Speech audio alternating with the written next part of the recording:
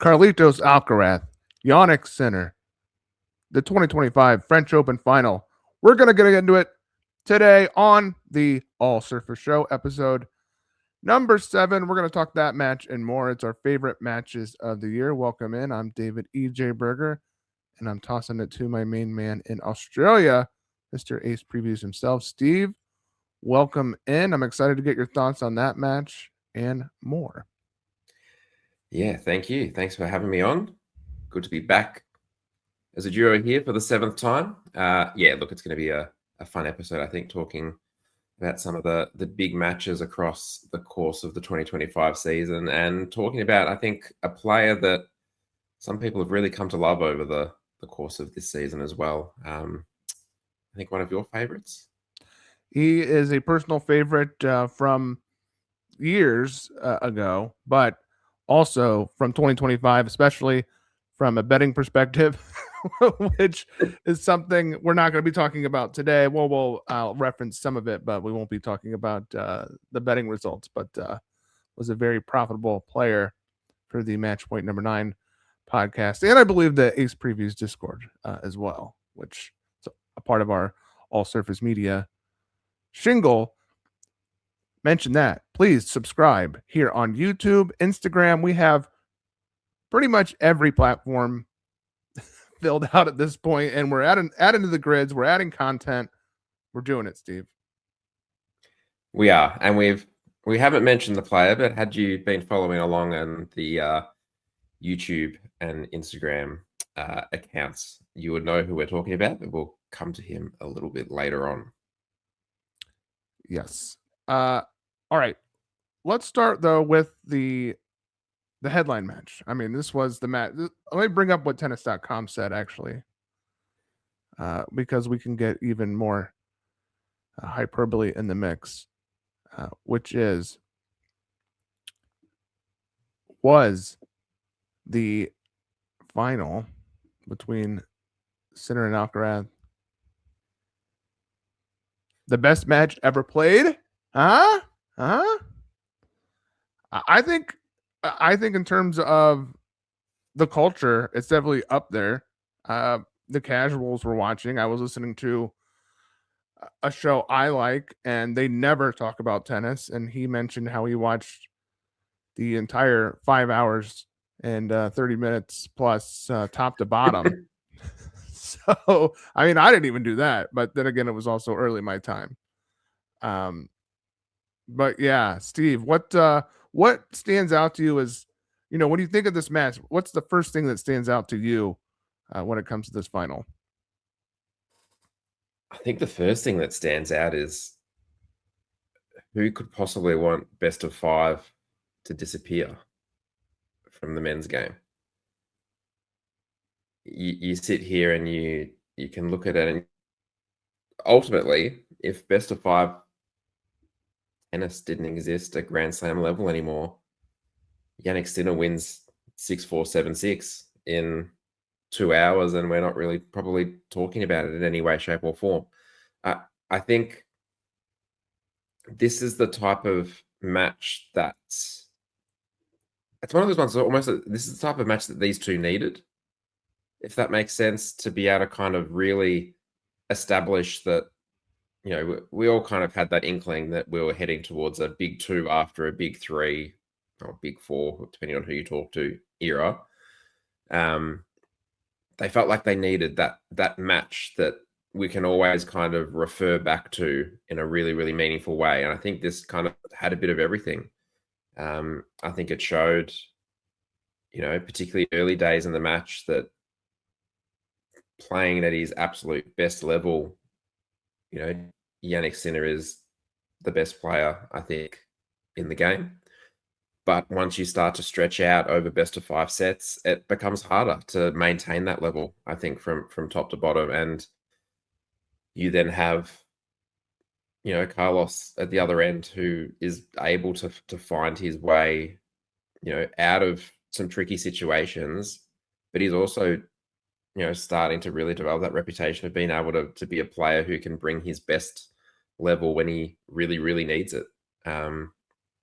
Like a certain other Spaniard that has dominated the tour for the last couple of decades. So I think that's probably my initial thoughts on it. But yeah, anyone who says that best of 5 tennis needs to leave the game, I think needs to have a really long, hard look at themselves in the mirror. And as you said, you're hearing about this match being spoken about in media and on different shows where they don't normally talk about tennis. It's like that. That's why we need instances like this to happen, to be able to kind of keep the game breaking through. But also for me, this match started at 11:30 p.m. So it's a tough grind down here in Melbourne outside of January. So they're probably my initial thoughts. But what are your thoughts, thinking back to this match in particular? Well, I like your statement about these guys needed this match to kind of solidify them. I feel like the sport of tennis needed this match to solidify these two as the new two. That's what they're being called out there. I'm saying it all the time now. I like saying it. I think it's a pretty good moniker for these guys. They've separated themselves so much from the field. They are the new two, and that's they needed a match like this to really link them, to link the legacy of tennis from the big three, big four era to these guys. So I think this was a cultural moment for sport in general and for tennis, and much needed for the lore of these guys. Sports, part of why we love sports is the story. And now, you have all these bitter people on tennis Twitter who are, wanting to poo poo on today's men's game, which is easy to do compared to the era we just came out of with those guys. So many memorable matches. We're doing a favorite matches episode of the year. I mean, people can go on for an hour of an episode for favorite matches from those guys' career over the last 20 years. So I think very significant for the sport. And just some quick highlights. And I think a key one here. This was the first major final between two 2000-born players, becoming the third Open era player to win after saving match points was Carlitos Alcaraz. So definitely new territory for the game, for the tournament. And I said 5 hours 30 minutes. It was 5 hours 29 minutes. Sorry. But yeah, that was Alcaraz 5th major title, his 2nd Roland Garros title. And I want to go back to just the absurdity, and not to bring betting back into it, but at one point Alcaraz, he was so dead in the water, he was 66-1 live. And so it really is one of those things where it's a sliding doors moment. I feel like Sinner kind of had 2 sliding doors moments. He had this match in which he left a lot on the table with so many match points. And then you flash forward to Wimbledon. I mean, he was dead to rights with Dimitrov before Dimitrov had to pull out. So a couple interesting slam runs for Sinner in opposite ways. But yeah, I was with my family. We had a vacation in Santa Barbara up the coast. So I'm watching this on my phone at the beach, stressing out. I had Alcaraz in pocket, and yeah, it was just quite the journey. Yeah, and I think, as I said, you have those moments, and here, you look at Sinner, and he puts himself in that situation up, triple match point on Carlos's serve. Was it in the 4th set? I thought it was over. I mean, at that point I was like score tracking on my phone. I think I like walked away. Yeah, and I think it's that thing of, he already had the break in hand, and it was almost, it was to be able to kind of win with a double break. And it's one of those situations where, Carlos got his way back in, and then all of a sudden, what became a pretty monumental task of serving out to win a Grand Slam became even tougher because you've just given away triple match point. I think it's one of those really important matches for a player. So, you think Carlos now, every time Yannick Sinner's across the court, he's got in his head, well, there was that time where, I was this close to winning Roland Garros against him. And when you fast forward, you look at, the US Open as well.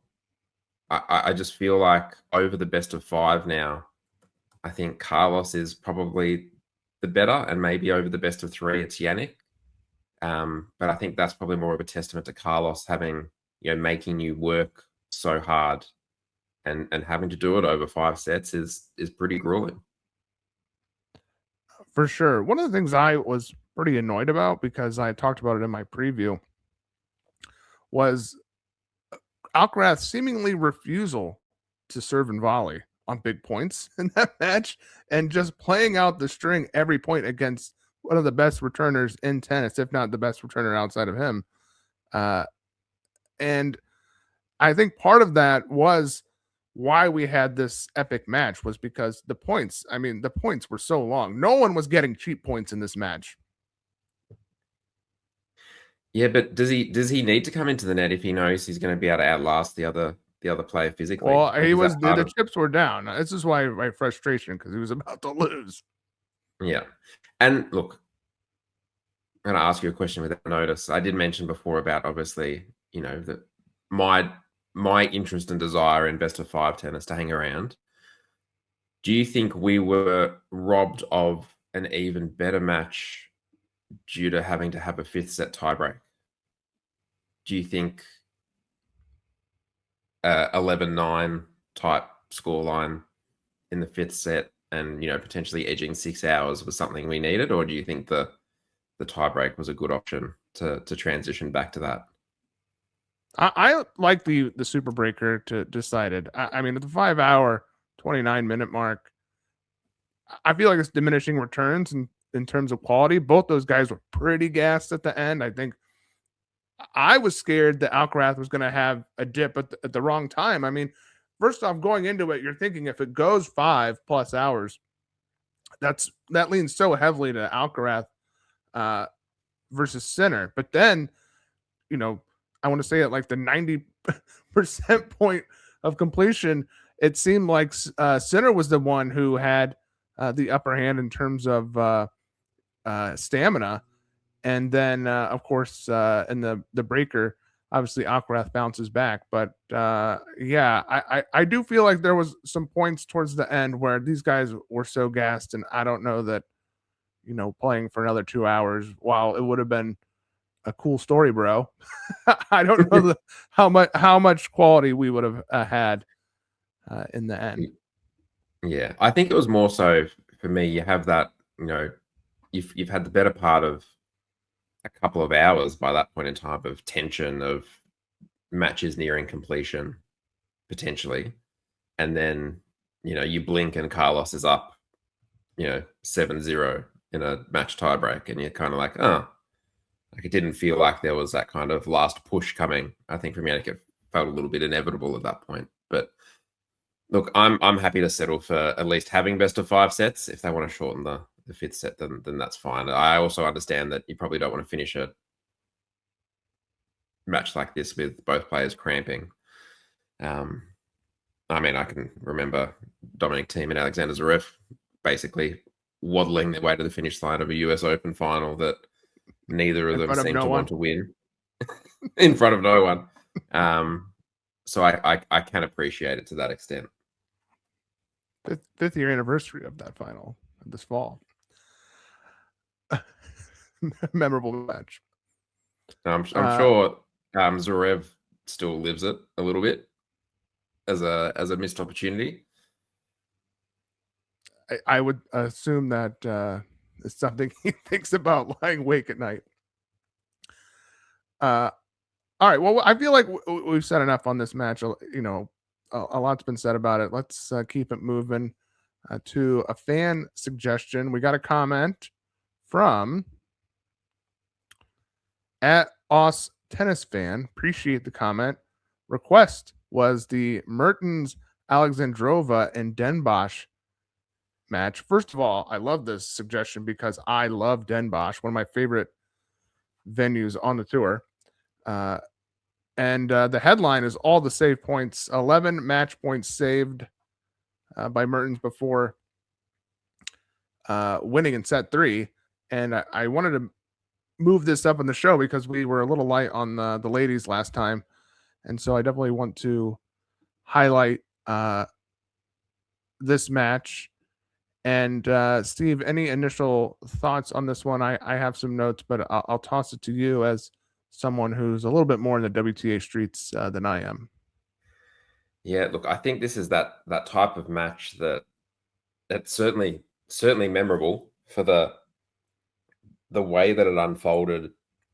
And I think it was just a test of it really showed Mertens' resilience. I think this particular match, we can kind of talk through a little bit about kind of the match points and what that looked like.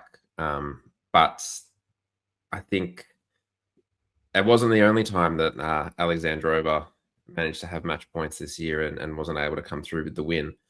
But I think it was a great example, I think, of how sport and tension can kind of bring a memorable experience. Because it just felt like every time a match point came and went in this match, it just felt like, in a weird way, that the finish line was really getting further and further away for Alexandrova. It was, she was phenomenal early in the match. And then here, as we've got some of the highlights, she was pretty dominant out of the gate. I mean, having the highlights up on the screen is just nice to see. When's grass season? We need to get it back again. Well, that's why I guess I love Den Bosch for being grass in general, on top of just the Netherlands looking like somewhere you want to be. Yeah, and that's the thing. I think you look at the match. Alexandrova, when everything is clicking in her game, she is a player who, she can match up against basically anyone on tour and is going to be incredibly competitive, just given her power game and how it all works. First set, just, a little bit did go away. Said that the net court on set point there to take the first 6-2. But yeah, from the late in the second set, it's where things started to turn, and it becomes a test, I think, and a show of Elise Mertens and her resilience in terms of how she can hang in the test. And just, it's probably an example of just asking the question one more time of an opponent. It's I'm going to get this ball back one more time. I'm going to make you play one more shot.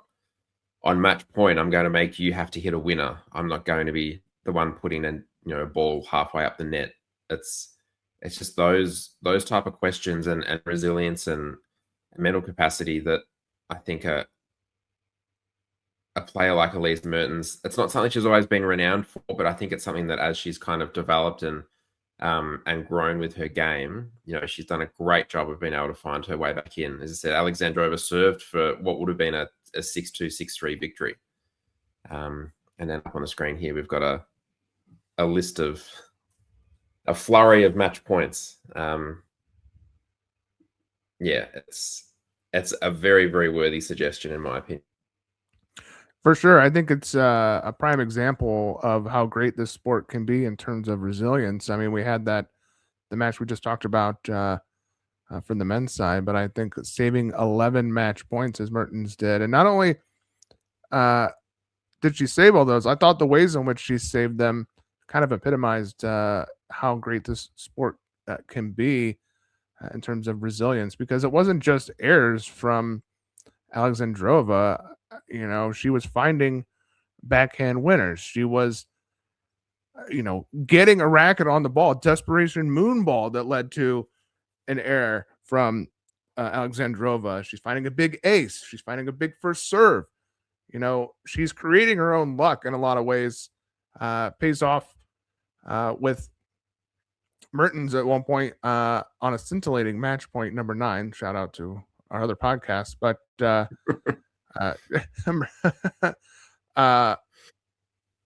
Alexandrova sends a volley long running to the net. I think she makes it most of the time. And I mentioned that getting the luck. I mean, she gets a net cord Mertens for a set point, which she doesn't take, but just having things, keeping the match alive to have things sort of tilt your way at the margins was pretty impressive from Mertens to get that out.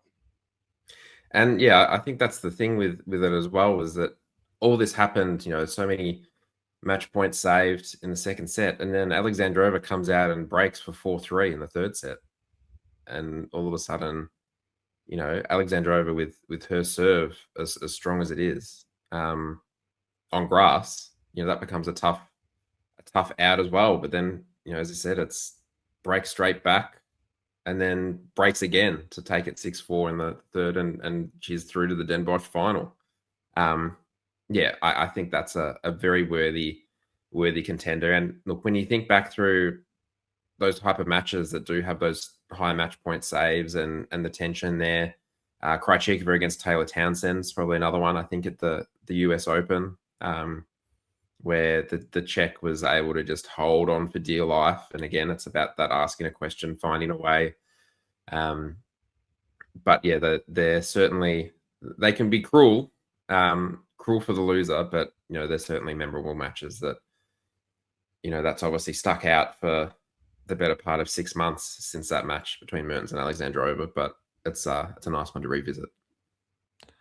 Great suggestion by Os Tennis Fan, and feel free to comment on any of our platforms, and guess what, you will get a shout out as well.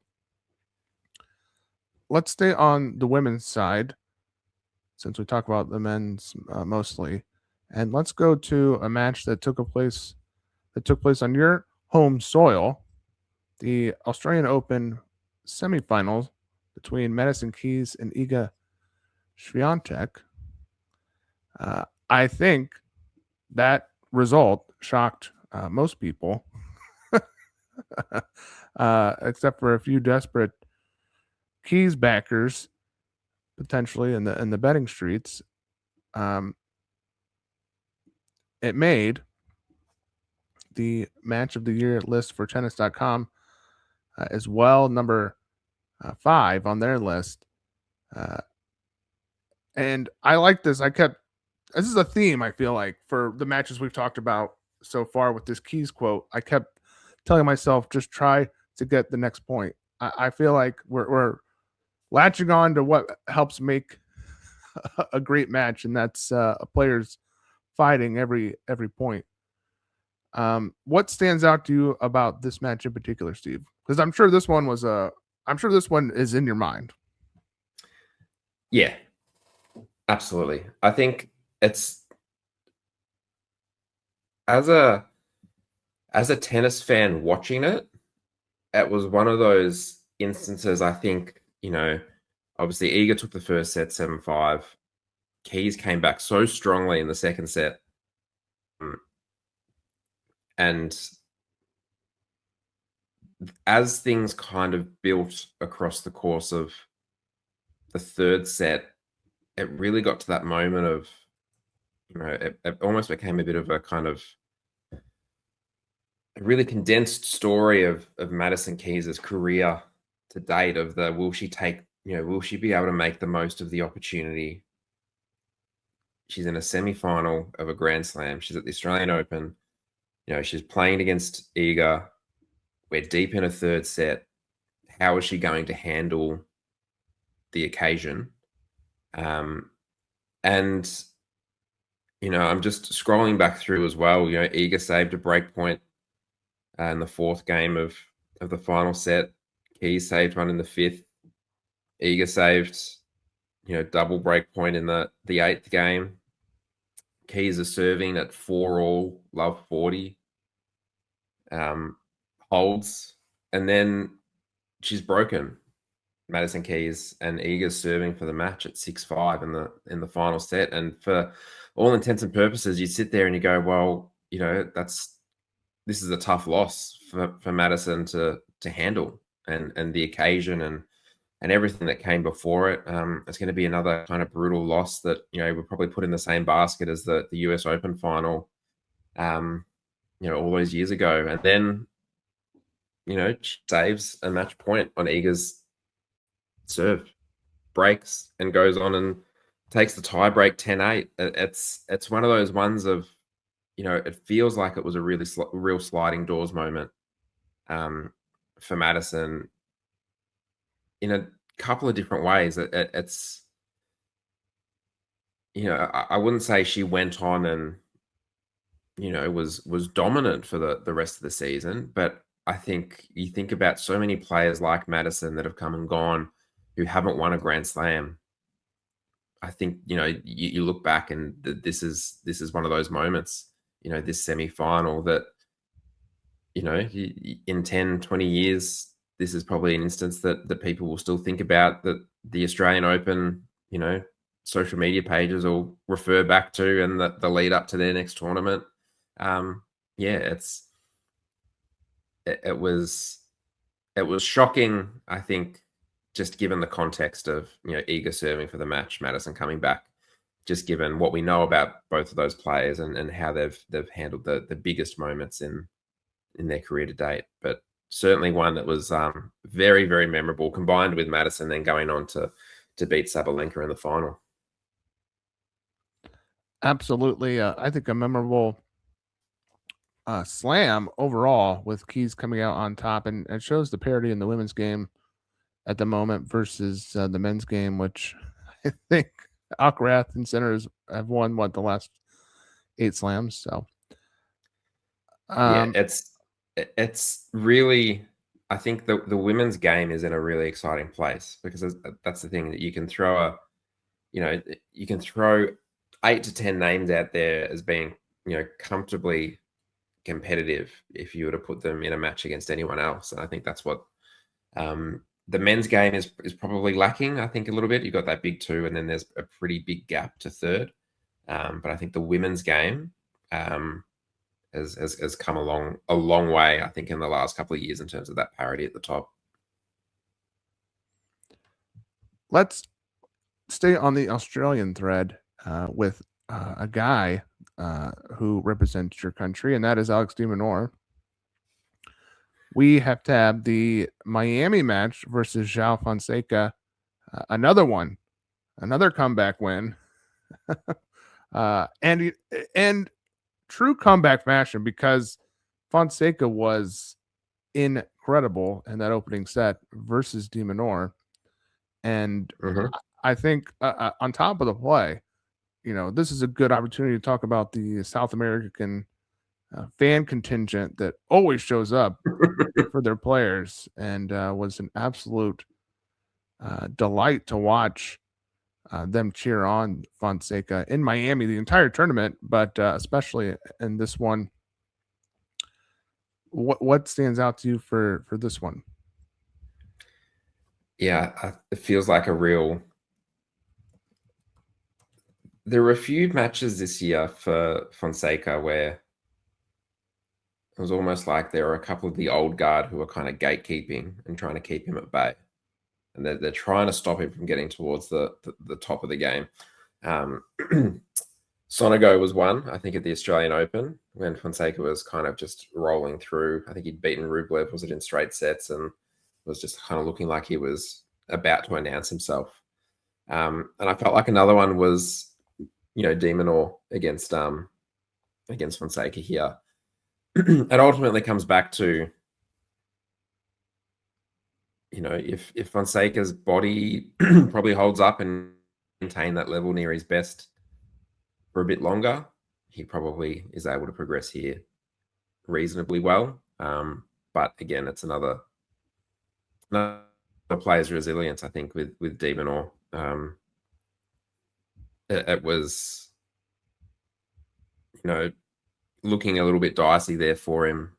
Again, as I said, we've got the highlights on the screen here. You know, Fonseca was able to take the first set 7-5, crowded his back as well. And I thought this was a really interesting second set as well. I think if you think about a match, I guess, you know, that had some kind of swings from from start to finish. We had de Minaur kind of bursting, out of the gates at the start of the second set, races to a 3-love lead, but then all of a sudden back on serve, and de Minaur was, a couple of stages was only a point from, I think he was a break point away from, Fonseca serving for the match, and a straight sets win at that. So yeah, I think it was one of those ones that, you feel like there was the whole crowd behind him, everything was kind of working and flowing, but it's going to be one of those matches, I think, that we're not going to see Fonseca lose these in a couple of years' time at that best of 3 level, maybe best of 5 level, but for a little bit longer against some of these really, players who can extend matches out, play, 4 or 5 hours. But he's coming, and he's coming hard, I think, for the top 10, and more importantly, probably the top 2. I think he's a name that players won't want to be seeing in their sections of the draw come the Australian Open. This was what I'll call a group chat match. Was very active on the group chat for this one. This was one where I was not it was not early in my time or indisposed with family.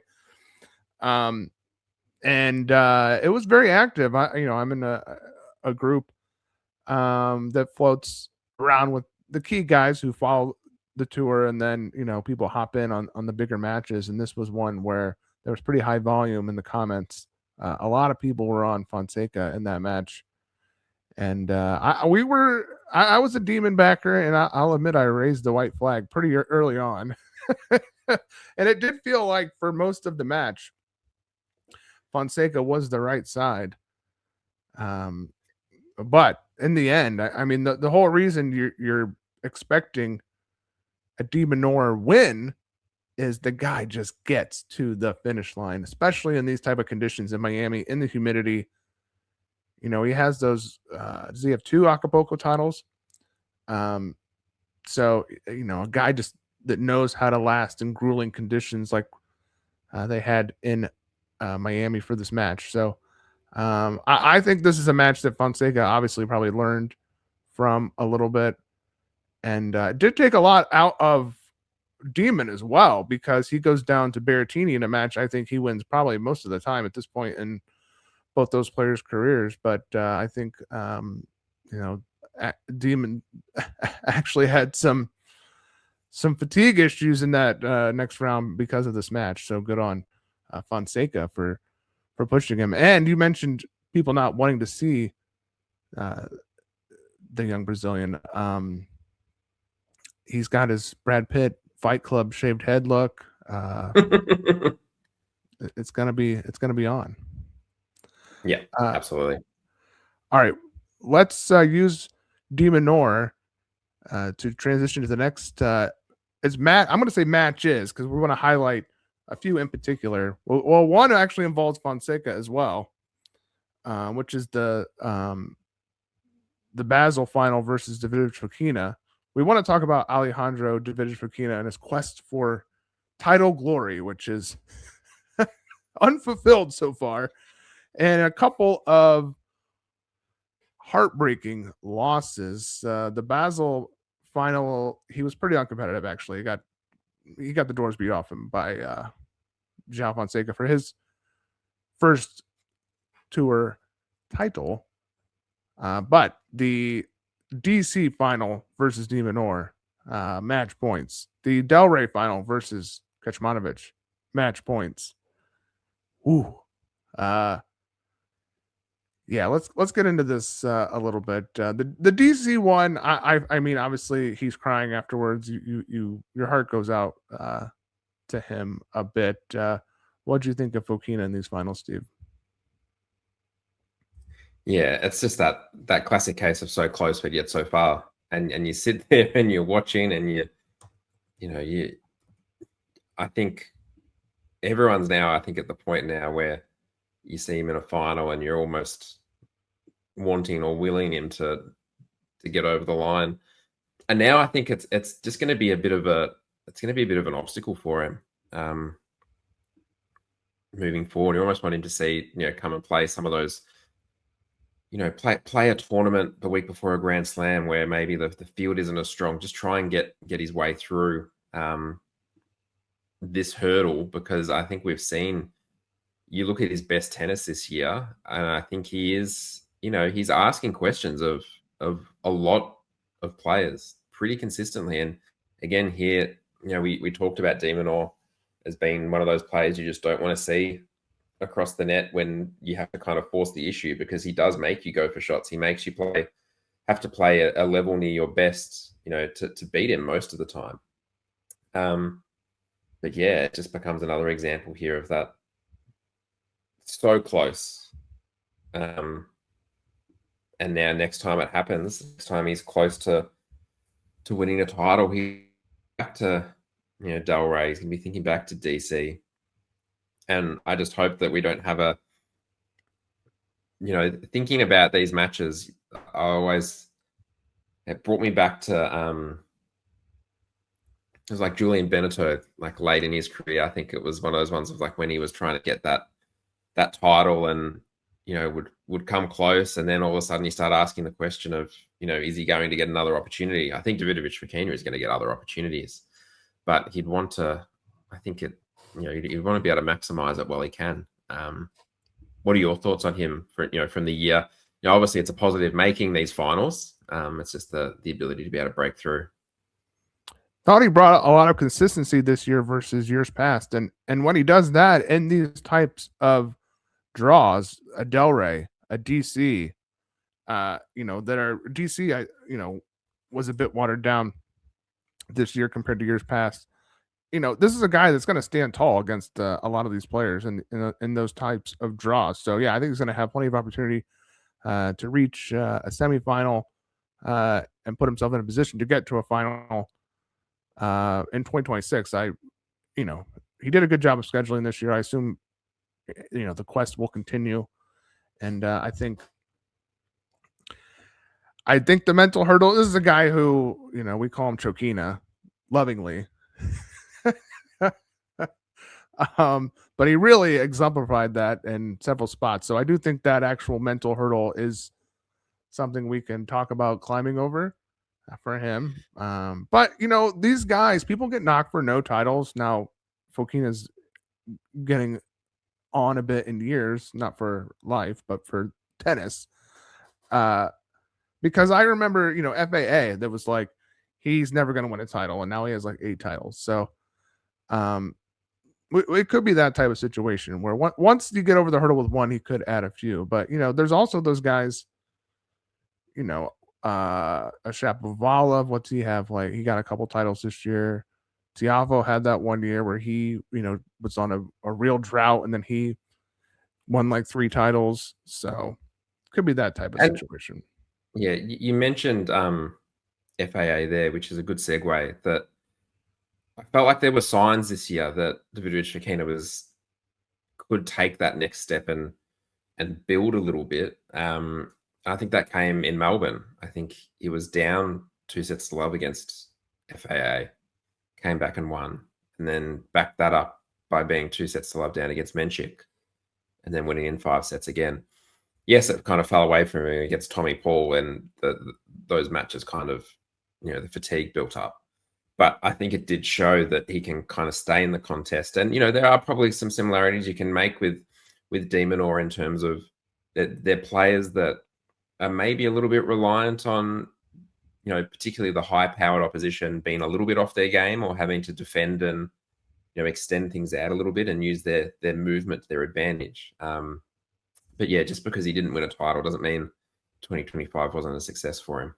Oh, it was a great success. I would, if they did like first teams, second teams, third teams for for the tour, a la NBA, I would put him on the second or third team for this year. Yeah. Is there anyone else in particular you can think of that you'd put on a first or second team on their performance for this year? I mean, I would put Alex Bublik on the first team, number 1. Yep. And let's get to him. Now, I'll talk about my favorite match, and we'll use that, or one of my favorite matches, and that'll be the last one we talk about. And we'll just end on a nice discussion of Bublik in 2025. But I really enjoyed the Hala semifinals between Bublik and Hernachanov back on grass. The grass matches are just so fun. But I thought that match epitomized what we saw the talent of Bublik on the court, and then we also, I thought, got a really nice show from him and saw his personality throughout that match as well. So I thought that kind of epitomized Bublik in 2025, that match, and just an incredible 2025 overall for Bublik. Let's talk about his year. He goes a nice 37 in 2022, but it didn't start off like a season in which he would get close to 40 wins. In fact, it was pretty rocky early on. Steve, you want to talk about his early season?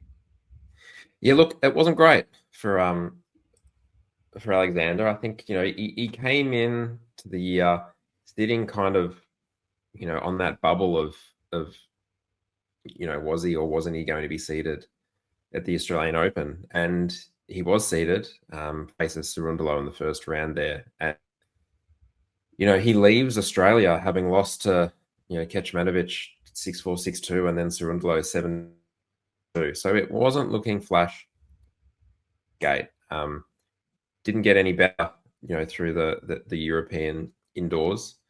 And you fast forward to, Indian Wells, and he's entering Indian Wells with a ranking of 82. So significant drop there. And you look through, he steps onto court at Indian Wells with, 2 wins and 7 losses for the season, which is not how you want to be starting your year. Absolutely not. And Phoenix is the flashpoint for his season then. I believe famously he had a conversation with his coach in which they were like, look, we got to figure this out.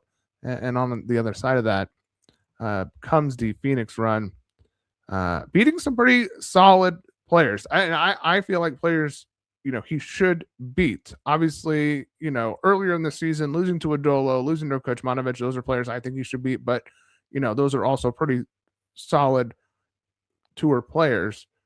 Not the worst losses. Does lose to a Kovacevic, who he should beat indoors 10 times out of 10, but he doesn't.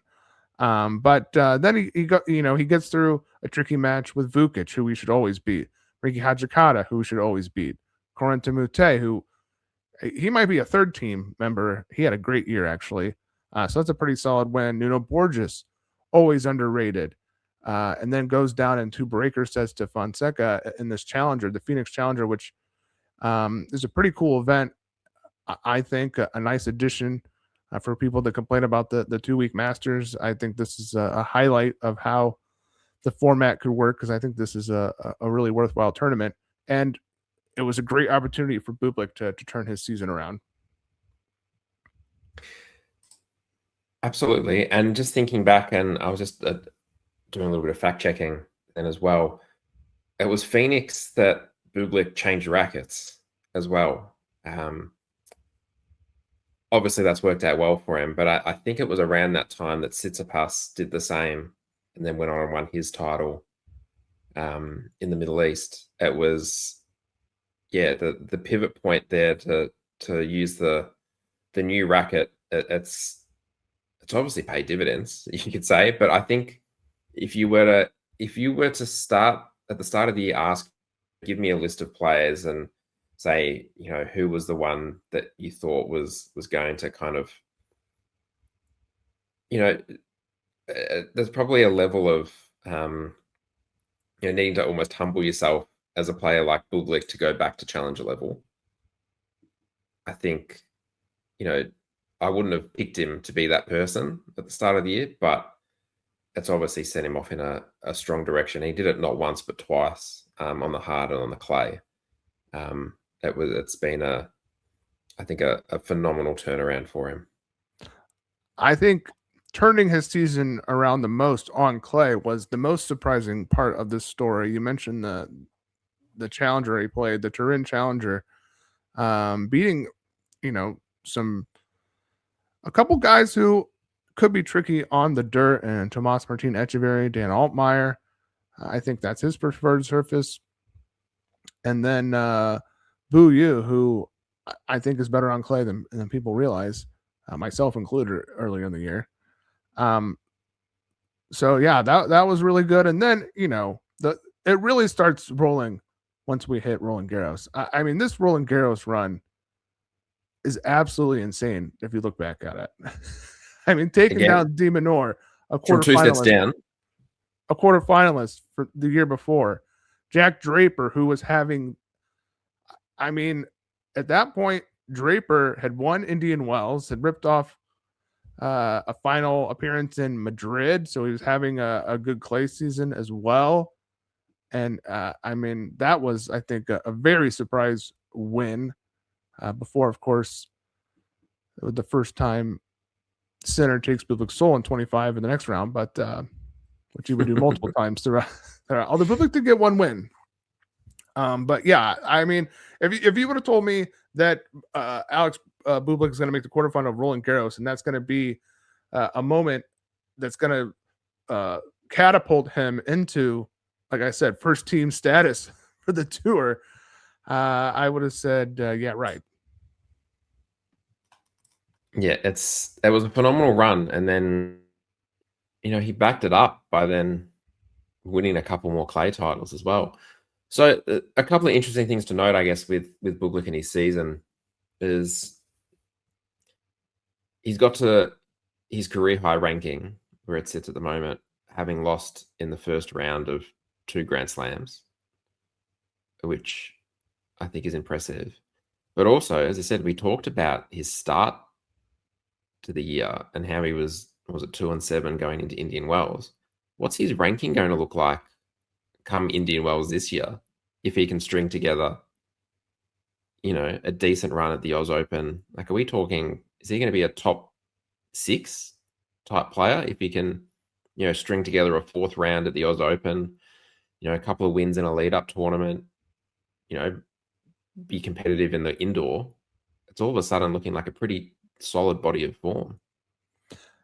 I mean, he's a guy who has the tools in today's men's game to be a top player. He has the big service game, and he has variety in his return game. I mean, he's not, John, our boy, talks about these cookie cutter guys. He is far from a cookie cutter player. And I think one of the big things too from his season is, you're waiting for Bublik to just kind of, pull the plug. He's won enough money, a famously mercurial player, and he didn't. Like, he kept going. And I was calling him Bublik 2.0 on the Match.9 podcast. And I felt like that was apropos because, man, he really was just such a dedicated, solid player, matched in an honest performance, as you like to say as well, Steve. He gave that throughout the calendar, even in the bitter end, which was the Paris Masters. And I thought that was one of the highlights of his season, was that run, especially another win versus de Minaur, another comeback win.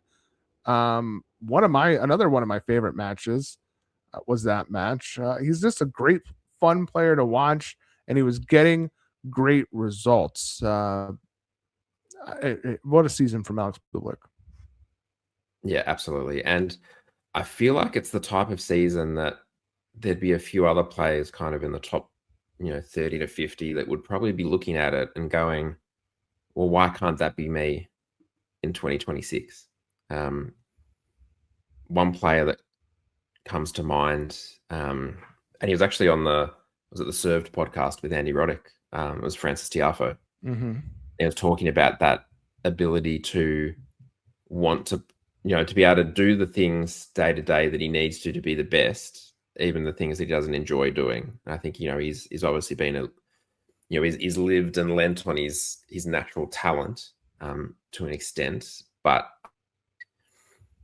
Tiafoe is the type of player that I think when you've seen him at his absolute best, you think back to a couple of those US Opens as an example, or even some other Grand Slam matches. I think he's pushed Novak when he was a lot younger on a hot day at the Australian Open.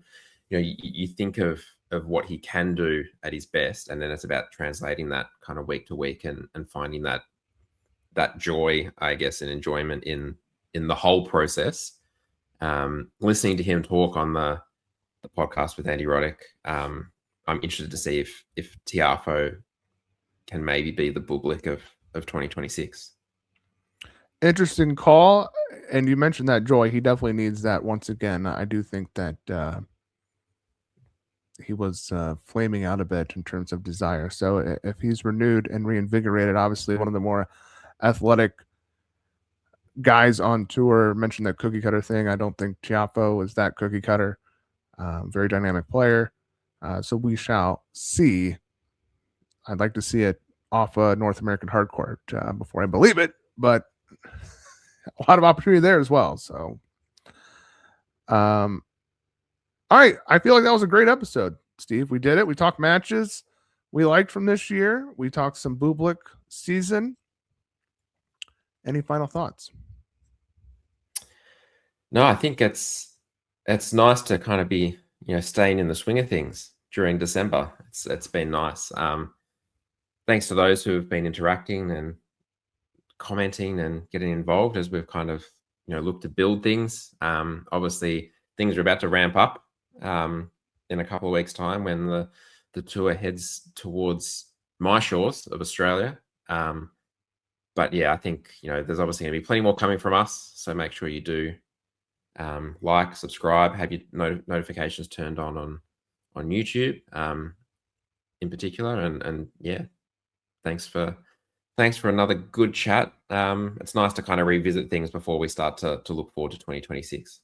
Absolutely. And if you are watching and you've made it here, you obviously like what you heard and what you watched, hit that subscribe button. Thank you so much, everyone, and see you next time.